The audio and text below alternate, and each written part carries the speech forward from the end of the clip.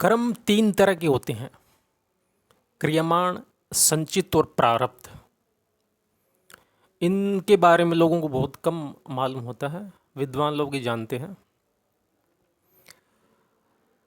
क्रियमाण जो कर्म होते हैं वो इस समय जो वर्तमान में हम जो कर्म करते हैं वो क्रियमाण कर्म होते हैं।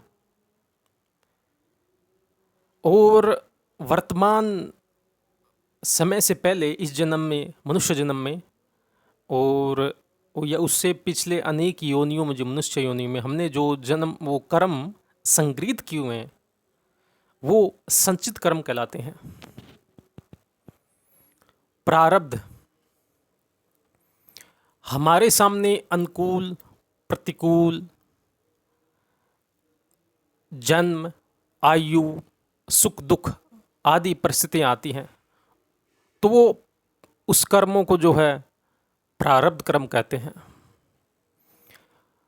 अब प्रारब्ध कर्म के अनुसार तो अनुकूलता प्रतिकूलता सामने आ जाती है, लेकिन इनको भोगने के लिए मनुष्य की जो प्रवृत्ति होती है वो तीन प्रकार से होती है। एक तो स्वेच्छापूर्वक, दूसरी अनिच्छापूर्वक यानी देवेच्छापूर्वक, और तीसरी परेच्छापूर्वक। अब इसको उदाहरण के द्वारा हम समझा देते हैं। एक व्यापारी ने माल खरीदा, उसको मुनाफा हो गया। ठीक दूसरे व्यापारी ने भी माल खरीदा, उसको घाटा लग गया।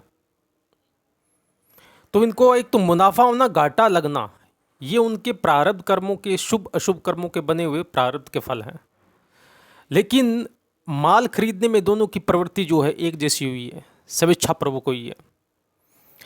वैसे एक सज्जन कहीं से आ रहा था, नदी के में बाढ़ आ रही थी, तो बाढ़ में देखा तो धन का जो टोकरा है वो बह रहा है, उसने निकाल लिया।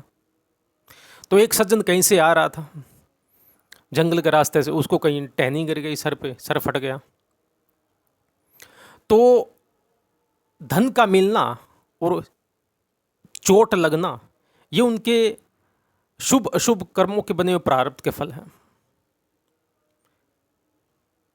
लेकिन इनकी जो प्रवृत्ति है ये अनिच्छापूर्वक हुई है, देवेच्छापूर्वक हुई है इनकी।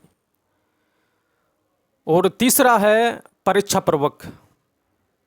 एक व्यक्ति ने किसी बच्चे को गोद ले लिया तो उस व्यक्ति का पूरा धन उस बच्चे का हो गया। ठीक इसके विपरीत चोरों ने किसी का धन चुरा लिया तो उसको भी घाटा लगा। धन तो चला ही गया ना चोरों के पास।